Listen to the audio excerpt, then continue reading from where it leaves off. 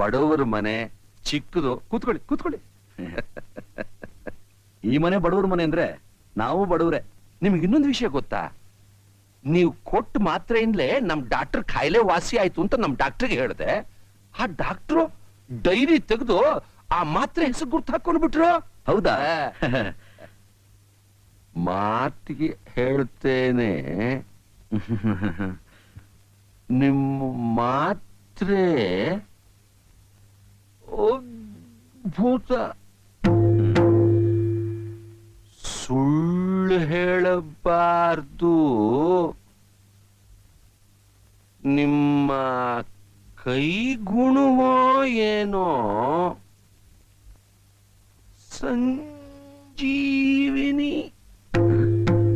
Factory ಕೆಲಸ ಮಾಡ್ತಿದ್ದಾನ? ಮಾತ್ರೆ ಇದೆಯಲ್ಲ ಅದು ಸಂಜೀವಿನಿ. ಪ್ರತಿ ಮಾತ್ನು ರಬ್ಬರ್ ಹಿಡ್ದಾಗ ಎಳಿತಾನೆ. ಯಜಮಾನ ಇದ್ದಾಗ್ಲಿ ಮನೆ ಗಡಿಯಾರನು ಸ್ಲೋ ಸ್ಲೋ ಸ್ಲೋ. ಅಯ್ಯಯ್ಯೋ.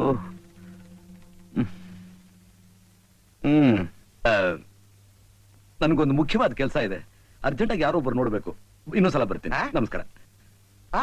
ನಿಮ್ಮನ್ನ ಹಾಗೆ ಕಳ್ಸಿಕೊಟ್ಬಿಡ್ತೀನ? ನಮ್ ಮನೆಗ್ ಬಂದಿದ್ದೀರಿ, ಕಾಫಿ ಕುಡ್ದೇ ಹೋಗ್ಬೇಕು. ಸರ್ ಕಾಫಿ ಬೇರೆ ಕುಡಿಬೇಕಾ? ಸುಮ್ನೆ ಯಾಕೆ ಸರ್ ತೊಂದ್ರೆ? ನೀವು ನಿಮ್ ಮನೆಯವ್ರಿಗೆ ಹೇಳಬೇಕು, ಅವ್ರು ಅದನ್ನ ಮಾಡ್ಬೇಕು, ನಾನು ಅದನ್ನ ಕುಡಿಬೇಕು. ಬೇಡಿ ಇನ್ಯಾವ್ರು ಇಟ್ಕೊಂಡ ತೊಂದ್ರೆ ಬೇಡಿ. ನನ್ನ ಮಗಳ ಕೈಯಿಂದ ಕಾಫಿ ಕುಡಿಬೇಕು ಅಂದ್ರೆ ಅಮೃತ ಅಂದ್ರೆ ಅಮೃತ. ಅಮ್ಮ ರೋಹಿಣಿ. ಏನಪ್ಪ?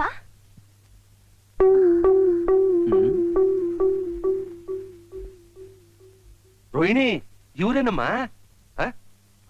ಇಲ್ಲಿದ್ದೀರಾ? ಇವ್ರೇನಮ್ಮ ನಿನ್ಗೆ ಅವತ್ ಮಾತ್ರೆ ಕೊಟ್ಟೋರು? ಮೊನ್ನೆ ಎಂಥ ಕೆಲ್ಸ ಆಗ್ಬಿಡ್ತು ಅಂತೀರಿ? ಇದ್ದಕ್ಕಿದ್ದಾಗೆ ಅವಳು ಜ್ವರ ಅಂತ ಹಾಸಿಗೆ ಹಿಡಿದ್ಬಿಟ್ಲು. ನನಗ್ ಕೈ ಕಾಲೇ ಆಡ್ತಿಲ್ಲ. ತಕ್ಷಣ ನೀವು ಕೊಟ್ಟು ಮಾತ್ರೆನ್ ಕೊಟ್ಟೆ. ಸುಳ್ಳು ಹೇಳಬಾರ್ದು. ಸಂಜೀವಿನಿ ಸರ್, ಸಂಜೀವಿನಿ.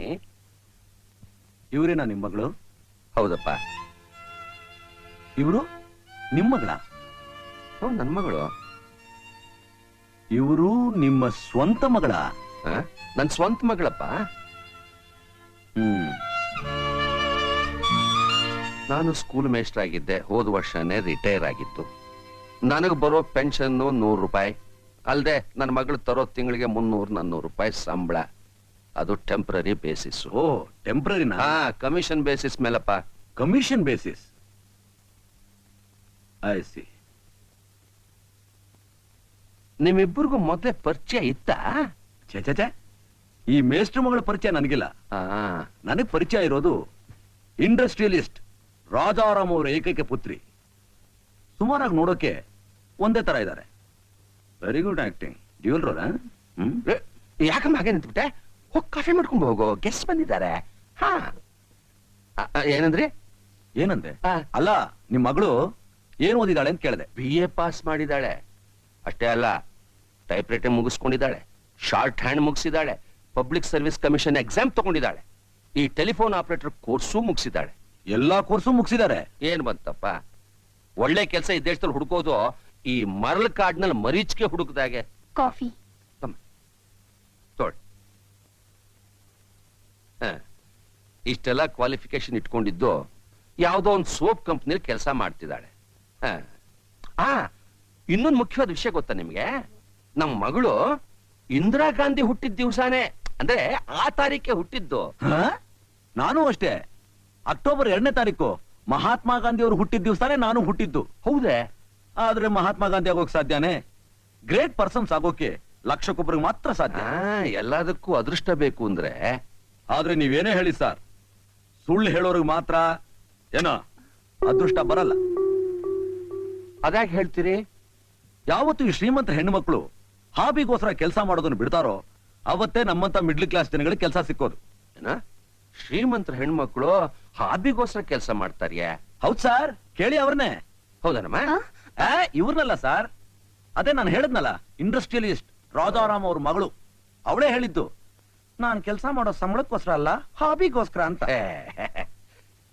ಈ ಶ್ರೀಮಂತ ಹೆಣ್ಮಕ್ಳು ಆಡಂಬರಕ್ಕೋಸ್ಕರ, ಪಬ್ಲಿಸಿಟಿಗೋಸ್ಕರ ಏನನ್ನೋ ಹೇಳ್ತಾರೆ. ಹೋಗಿ ನೀವು ಅದನ್ನ ನಂಬ್ತಿರಲ್ಲ. ನಾವು ಮುಟ್ಟಾಳ್ರು ನಂಬಿಟ್ವಲ್ಲ, ನಂಬಿಟ್ವಿ. ಅಪ್ಪ, ನಂಬುದ್ವಿ. ಏನಮ್ಮ? ಸುಮ್ನೆ ಯಾಕೆ ಅವ್ರ ಟೈಮ್ ವೇಸ್ಟ್ ಮಾಡ್ತೀರಾ? ಪಾಪ ಅವ್ರಿಗೇನ್ ಕೆಲ್ಸ ಇದೆಯೋ ಏನೋ. ಆಹಾ ಆಹಾ ನೋಡಿ ಸರ್, ನಿಮ್ ಮಗಳಿಗೆ ನನ್ನ ಮೇಲೆ ಎಷ್ಟೊಂದು ಅಕ್ರೆ. ಇವ್ರೆ ಸುಳ್ಳು ಹೇಳ್ಬಾರ್ದು. ನಮ್ಮ ಮಗಳು ಅಪರಂಜಿ ಅಂದ್ರೆ ಅಪರಂಜಿ. ನೋಡಿದ ತಕ್ಷಣ ಗೊತ್ತಾಗ್ಬಿಡುತ್ತೆ ಸರ್. ನಾನೇನ್ ಕಡಿಮೆ ಅಲ್ಲ ಸರ್, ಮುಖ ನೋಡಿದ ತಕ್ಷಣ ಅಳತೆ ಹಾಕ್ಬಿಡ್ತೀನಿ. ನೀವ್ ಹಿರಿಯರು, ನಿಮ್ ಹತ್ರ ಸುಳ್ಳು ಹೇಳ್ಬಾರ್ದು. ಇವತ್ತು ನಿಜವಾಗ್ಲೂ ಒಬ್ರು ಮಾನ ಕಳಿಬೇಕು ಅಂತ ಡಿಸೈಡ್ ಮಾಡ್ಕೊಂಡೆ ಬಂದೆ. ಯಾಕೆ? ಅವ್ರ ಅದೃಷ್ಟ ಚೆನ್ನಾಗಿತ್ತು, ನೀವ್ ಅಡ್ಡ ಬಂದ್ರಿ, ಅವ್ರು ತಪ್ಪಿಸ್ಕೊಂಡ್ರು. ನಾನಿನ್ ಬರ್ಲಾ ಸರ್? ಆಗಾಗ್ಲೇ ಬರ್ತಾ ಇರಿ. ಏನ್ ಸರ್ ಹೀಗೆ ಹೇಳ್ತೀರಾ? ಮನೆ ನೋಡಿದ್ದಾಯ್ತು, ಕಾಫಿ ಕುಡ್ದಿದ್ದಾಯ್ತು, ಅವಾಗವಾಗೇನು ಯಾವಾಗ್ಲೂ ಬರ್ತಾ ಇರ್ತೀರಿ. ಬರ್ಲಾ? ಮೊದಲ ಕೆಲ್ಸ ಮಾಡಿ. ಬೆನ್ಸು, ಮಾರುತಿ. ಮಾರುತಿ ಬೆನ್ಸು. ಇವ್ರೆ ಏನ್ ಹಾಗಂದ್ರೆ? ಮಿಸ್ಟರ್ ಗರ್ಗಸೆ, ಅವ್ರನ್ನ ಕೇಳಿ ಹೇಳ್ತಾರೆ. ಏನಮ್ಮ ಹಾಗಂದ್ರೆ ಮಾರುತಿ ಬೆನ್ಸ್ ಅಪ್ಪ, ಅಂದ್ರೆ? ಮೆಡಿಕಲ್ ರೆಪ್ರೆಸೆಂಟೇಟಿವ್ ಅಲ್ವಾ? ಹಾ. ಮಾತ್ನಲ್ಲಿ ನಿಪುಣರು. ಹೋಗೋವಾಗ ಏನಂದ್ರು ಗೊತ್ತಾ? ಏನು? ಗರ್ರಗಸ ಅಂದ್ರು. ಅದೇ ಹಾಗಂದ್ರೆ ಏನು ಅಂತ. ನಸ್ಸ ಅಂತ. ಆ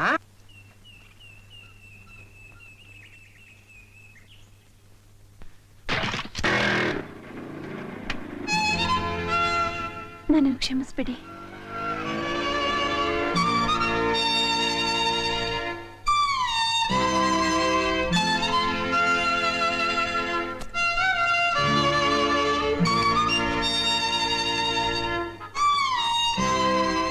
ನನ್ನ ಕ್ಷಮಿಸ್ಬಿಡಿ.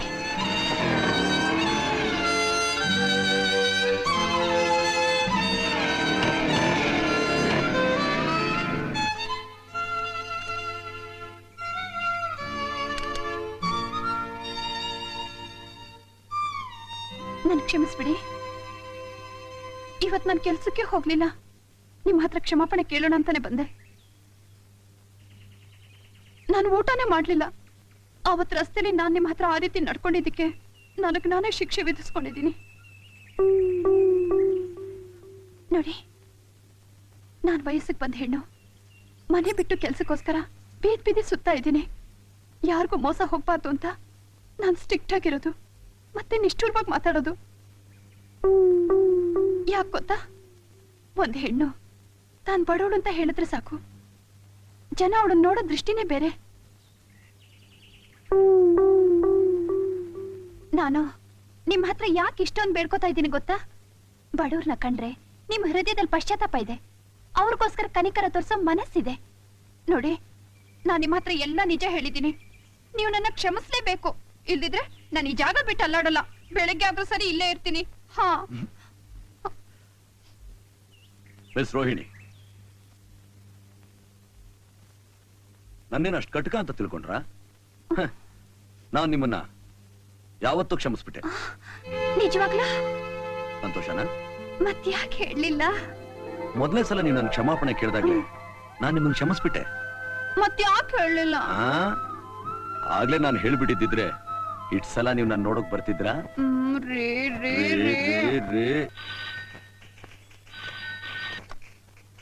Hello, speaking. Rohini, what a surprise. ಏನ್ ಸಮಾಚಾರ? ಈಗ್ಲಾ ಬರ್ಬೇಕಾ? ಓಕೆ, ಬರ್ತೀನಿ. Half an hour. Okay, see you, bye.